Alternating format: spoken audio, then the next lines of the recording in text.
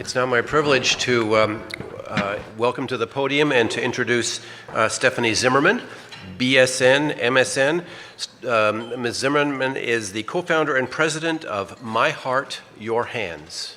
She has a remarkable story of courage and survivorship to share with you. She may tell you some about her career also. I will just briefly let you know that she is a nurse by training, got her bachelor's degree in nursing at Johns Hopkins University, worked as a pediatric oncology and bone marrow transplant nurse while working on her master's degree at the University of Florida. And after obtaining her master's degree, she became a pediatric nurse practitioner and practiced in an oncology clinic in New Hampshire. That's about all of her story I'm going to share with you. She is quite a remarkable person and has a passion in life for survivorship and for helping make people's lives better. So please welcome Stephanie Zimmerman.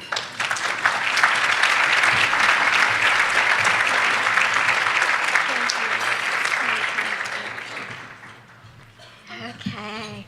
Wow. I feel like lots happened already. Thank you, Dr. Bowman. Let's get this set. Okay. Good morning, good afternoon, ladies and gentlemen. It is an honor and a high privilege to be with you today. I'm here to share my lived experience as an adult survivor of childhood cancer, with the goal of encouraging you, but also inspiring you to consider what your role might be in coming alongside the Rutledge Foundation in their mission and their service to young adults with cancer. Now, if you could ask my parents and my older brother to tell you 3 things about me, they would be very, very quick to tell you I have never met a stranger. So we're all family and friends here. Number 2, they would tell you, I started to talk in complete sentences when I turned 1. And number 3, it's been nonstop ever since. So get ready, because they speak the truth. They would also sneak in there that I was born in Pittsburgh, but please don't hold that against me. So, Chester Barnard, who was an American business executive in the mid-1900s, which is crazy, I was alive back then, he's quoted as having said, "To try and fail is to at least learn, but to fail to try is to suffer the inestimable loss of what might have been." I'm going to ask you to keep that quote in the forefront of your thinking as I share with you the thoughts of my heart and my lived experience. 9.5 years ago, on April 19th, 2008, I was airlifted from Emory University Hospital in Atlanta to the Cleveland Clinic with a diagnosis of end-stage heart failure. My condition was life-threatening, and my prognosis was grave. Short of a new heart, I would die. My husband would be left widowed, and our 5-year-old son would be motherless. It is with joy inexpressible, this is where I kind of get at a loss for words, that I share with you, possibly. It's not working. Our son. This is my son. This is my son. He is going to turn 15 in April. But I have to tell you, there's the backstory here. When I arrived at Cleveland and I met with my cardiothoracic surgeon, Dr. Gonzalo Gonzalez-Stawinski, who is chief of heart transplant, actually at Baylor Scott and White, just down the road, I understand. I took his hands in my hands. Oh, I can't step away. I took his hands in mine. I looked directly into the eyes of his soul, and I said, "Do not let me die. I am not asking you for a lifetime. I merely want to see my son into his teenage years, So I give you my son, Abel.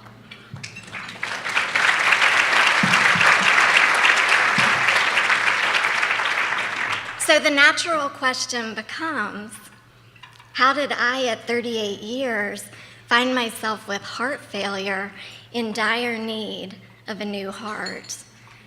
The short answer to that question is Ewing sarcoma.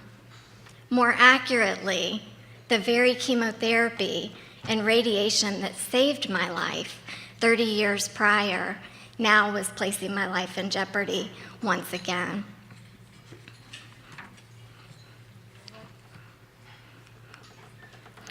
That's me. I'm gonna take you back to my childhood. This is Pittsburgh. So I loved my roller skates. I loved the pink pom-poms that were on them. I loved my Barbie dolls, especially hanging out at the townhouse. And I loved assisting my brother. I don't know where to point this. I loved assisting my brother in our makeshift operating room, which was my parents' bed, where we performed the most surgically complex procedures you could ever imagine. Primarily, haircuts on my Barbie dolls. So, I dreamt of kissing frogs and meeting my Prince Charming, walking down the aisle to say I do. Can we flip the slide? And having children of my own, just like every other little girl that I knew. I'm sorry, you all. Okay. That's our baby, when he was a baby. I was joy-filled, and my life was perfect, seriously perfect.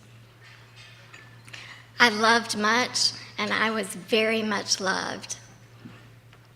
Then, in December of 1978, after being in and out of my pediatrician's office for 9 months with low-grade fevers, low to no energy, poor appetite, and weight loss, my mom noticed something about me. She noticed that my left pupil was smaller than my right one, and that my left eyelid was drooping. Still does, but don't worry. This observation would alter the course of our lives forever.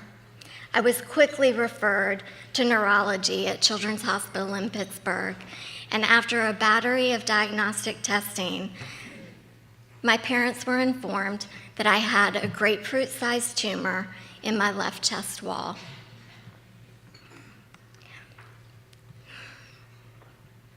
Now, a tumor is just a tumor until it's not. So surgery was scheduled, and just days before Christmas, my parents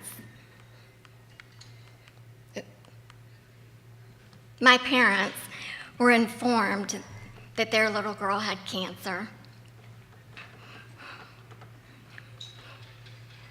Unbeknownst to me, my parents were also informed that there was very little reason to hope that I would be alive much beyond my 9th birthday, which was 2 months away. As you can imagine, this was not acceptable to my parents, who promptly charged my medical team with finding a clinical trial or developing a treatment plan, because if their daughter was going to die, her life was going to make a difference in the lives of those children who would most certainly come after her. Remember, to try and fail is to at least have tried. Is to at least learn. But to fail to try is to suffer the inestimable loss of what might have been. My parents would not fail to try, so I was immediately registered onto the intergroup Ewing sarcoma study, I believe out of MD Anderson, and chemotherapy and radiation commenced immediately. Our goal was to get rid of the Ewings, and after 7 cycles of chemotherapy and 30 doses of radiation to my left chest, that is exactly what we did. Now, we'd like to believe that the end of treatment is the end of the story. I'm here to tell you, sadly, that is rarely, if ever, the case. My cancer treatment placed me at risk for a plethora of long-term side effects. They include, but are not limited to, valvular and vascular heart disease, heart failure, lung disease, ovarian failure, infertility, osteoporosis, premature menopause, secondary malignancies of thyroid, breast cancer, and leukemia, and that's just the beginning. I give thanks that while I've encountered some of these, I have not encountered all of them. But I am ever mindful that I will carry the risk for them for the rest of my life. Without a doubt, the most challenging and personally the most devastating late effect I have encountered was the failure and the amputation of my heart. To this day, I find that our language falls far short of my being able to communicate to you the lived experience of heart failure. So bear with me. Bear with me. In 2006, I was exhausted, but I brushed it off as normal because after all, I was the mom of a 3-year-old bundle of go, go, go. My level of fatigue was not normal. My cardiologist was recommending valve repairs and had even gone so far as to refer me to cardiothoracic surgery. Very wise on her part. But I refused to follow up on the referral. Mind you, I had known since I was a teenager that my heart had sustained damage. I knew that heart failure was a possibility. I never thought it would happen. And I refused to follow up. Denial was my preferred mode of survival in those moments. And I'd love to be able to tell you that I had a year that was just full of joy, making the most of the moment, living in the present, but it wasn't, and I didn't. By December of 2007, I could no longer deny that what the doctors were telling me was indeed true. My heart was failing. So my husband John and I consulted cardiothoracic surgery at the Cleveland Clinic in Cleveland, Ohio. Fully informed of the risks and the potential benefits of heart surgery, valve repair, my husband and I elected to move forward because the hope was that once my valves were repaired, my heart would rebound to normal. And it did, only for a few weeks. Just days after Christmas, our sweet little 4-year-old looked at my ankles and said, "Mommy, what's that?" I had just taken off a pair of socks, and I had the imprints that socks always leave, except these were more significant. I looked at him and I said, "Son, it's just I took a pair of socks off. Don't worry about it. It's going to be okay. They'll go away." They didn't. That was the first sign of heart failure. A few weeks later, an echocardiogram was performed, and that's an ultrasound of the heart to tell you how well or unwell your heart is doing. My heart function at that point in time was 10%, normal being 55 to 60%. On February 3rd, my husband and I were informed that heart transplant was my only hope at life. On February 15th, our hopes were dashed as I was informed that I was ineligible for heart transplant because of other late effects caused by my cancer treatment. Thankfully, the Cleveland Clinic was willing to accept me back as an end-stage heart failure patient, though they were very clear that they could not guarantee that they would register me for heart transplant. It was heart-wrenching. Can you imagine simultaneously trying to cultivate hope while preparing your husband and your son for one of two eventualities, either my death or a new heart, and possibly both? Conversations with my husband went like this. Grieve me, yes, but not too long. Remarry. You need a wife, and our son needs a mom. Never bring our son into the ICU without coming to see me first. Make sure that no one is dying before you bring him back. If he doesn't want to come, don't force him. Answer his questions directly. Nothing more, nothing less. I will sign all of the consent forms.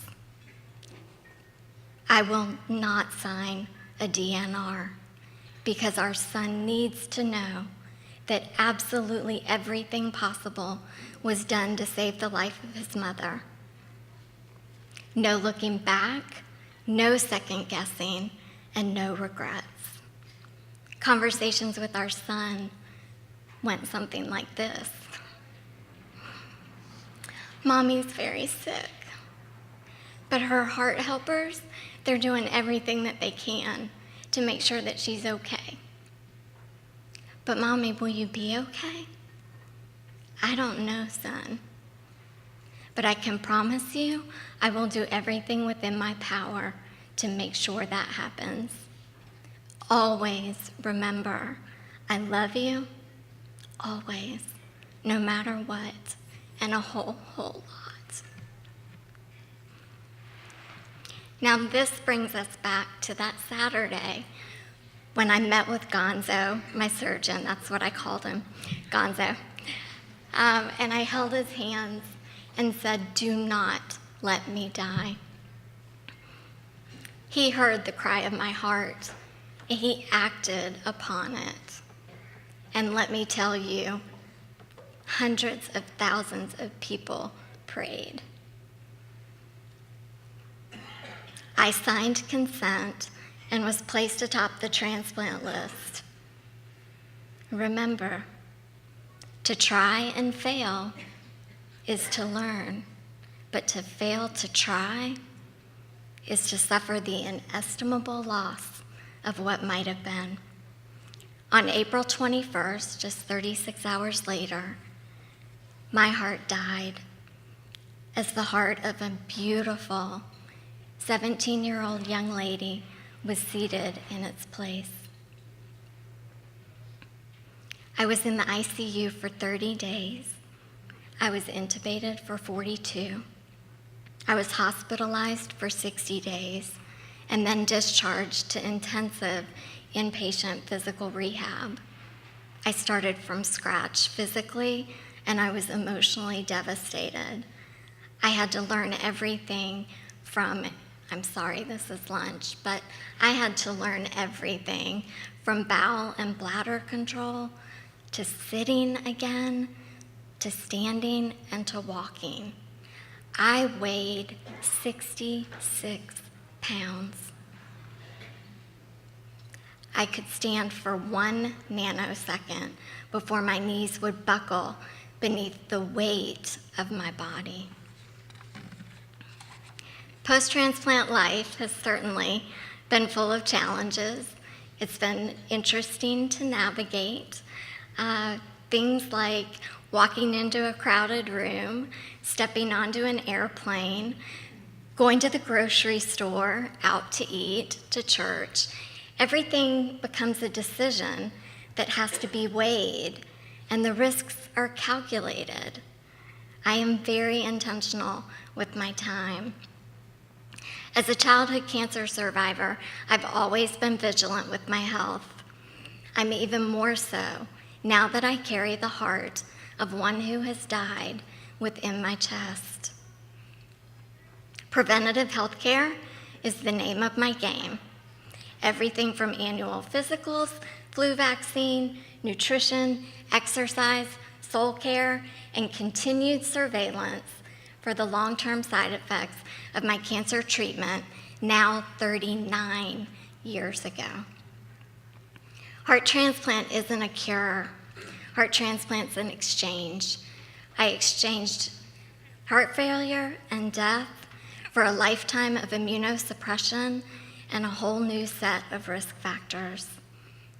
No looking back, no second guessing, and absolutely no regrets. It has been 3,454 days today since my transplant. That translates into 4.9 million moments that have been redeemed in my life. I am eternally thankful for each and every one of them, yet I will forever miss the presence of my own heart. So, the very treatment that saved my life moved forward and has saved other lives, yet they carry the same risks. The treatment is essentially unchanged since I was treated back in 1978. I don't know about you all, although I think I do. This is unacceptable. This cannot continue. The toxicity of these treatments have a profound and long-lasting impact on those of us who receive them and are cured by them. Excuse me. 95% of all survivors suffer from at least one chronic condition by the time they turn 45.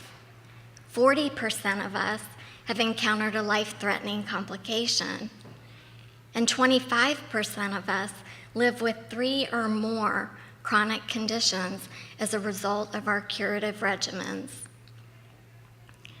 The Rutledge Foundation is a diamond in the rough.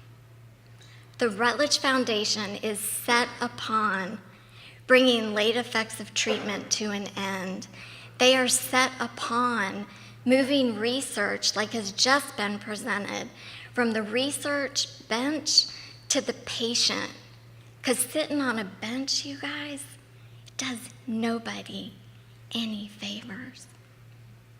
It has got to move in an accelerated and yes, safe manner, but in an accelerated fashion. Rutledge Foundation is standing in the gap to fund innovative, less toxic, and curative regimens that will hopefully bring a speaker to you in the future who can stand and say, my life's been perfect. It rebounded to normal. I've got my own heart within my chest. In addition to funding leading-edge research, you should know that Rutledge Foundation seeks on a daily basis to meet the unmet needs of adolescents and young adults facing cancer. I had the privilege of being at Moncrief Cancer Institute yesterday afternoon after I arrived, toured their facility, and spoke with the director of their fertility preservation program. You guys, what an awesome program. I am blessed that my fertility was preserved, but I assure you, I'm the exception and not the rule.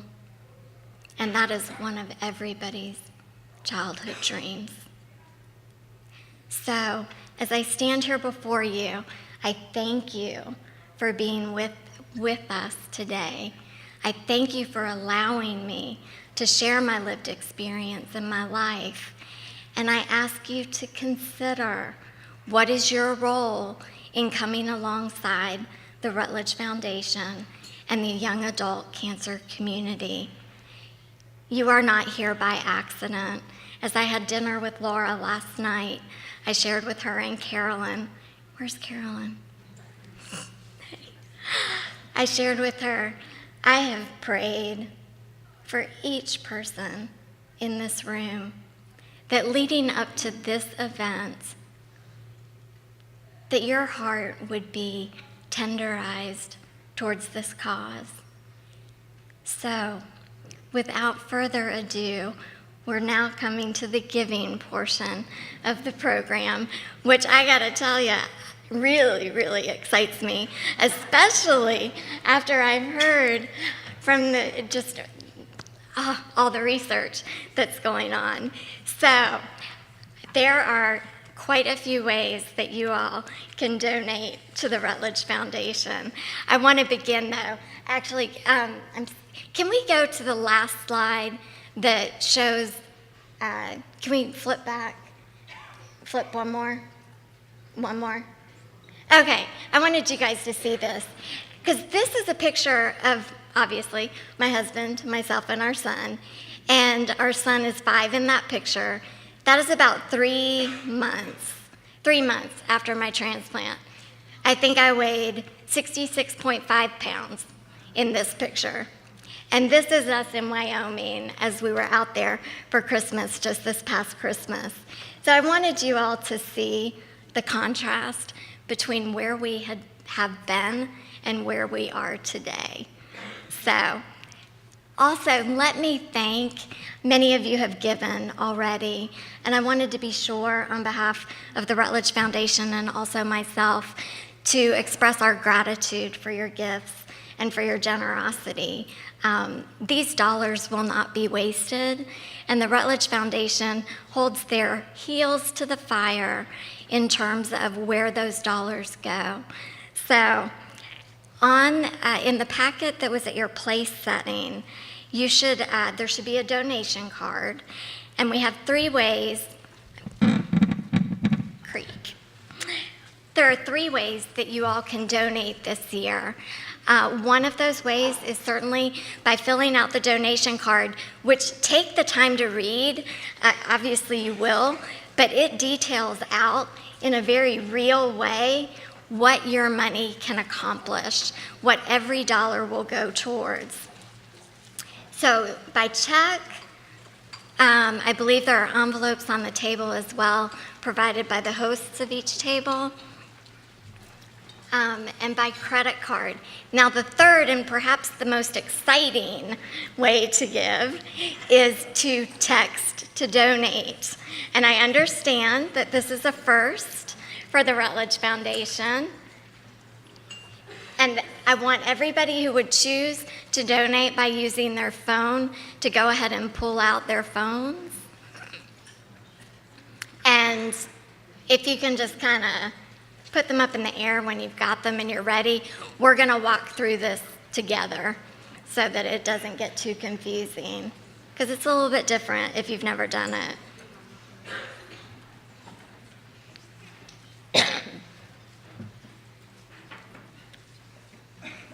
We ready to go? Oh, and we'll be tangibly, take a look here.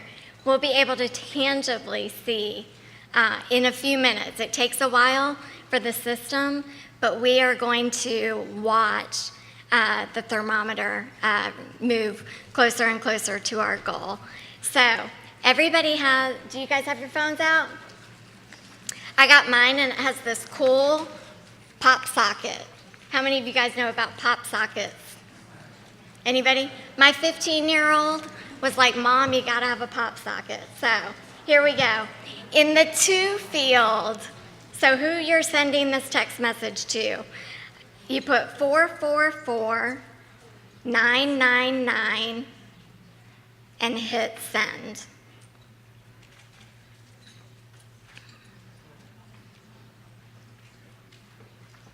and you should get a pop-back message. I'm waiting to hear dings. Oh, I'm sorry. Duh. Okay. Got to send a message. Makes sense. In the text message field, you need to put R as in Rutledge, F as in foundation, and cure as in what we're all after. Watch the autocorrect because it may correct that to the word recur. We're not after that, but that's what autocorrect does. Okay. So now hit send, and you should get a message back from 24411, and it says, you have joined Rutledge Foundation's text service. Reply help for help, don't need to do that. Stop to cancel, and text yes to continue.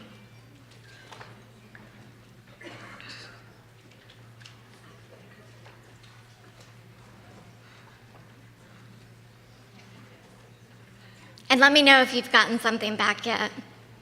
You have? Okay.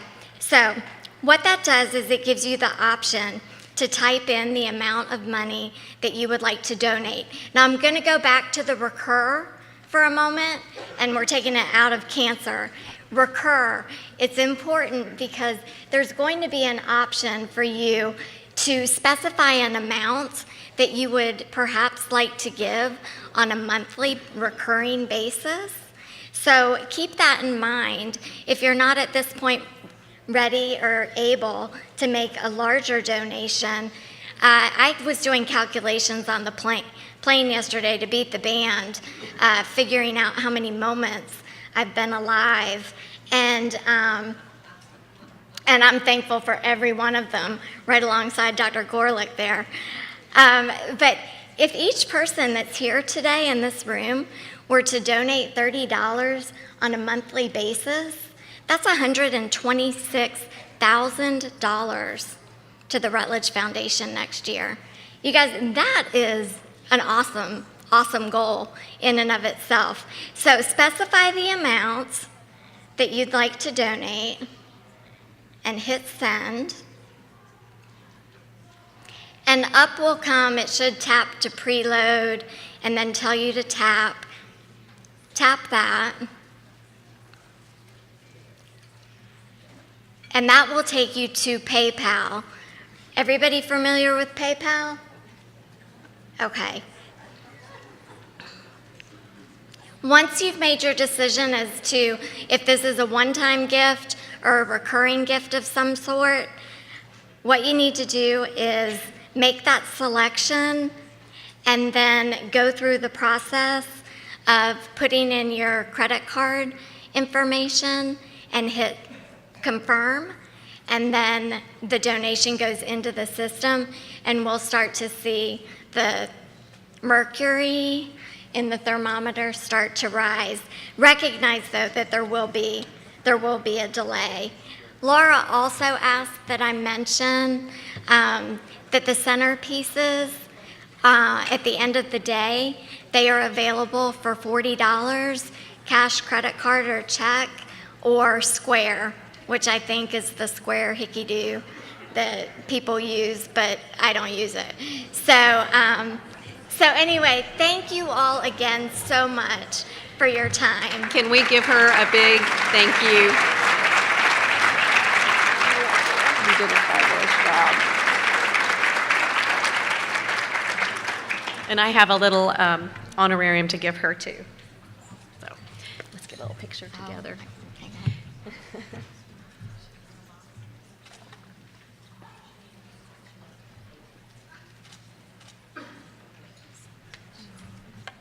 Go rest now. Isn't she amazing? Such an inspiration. Thank you, Stephanie.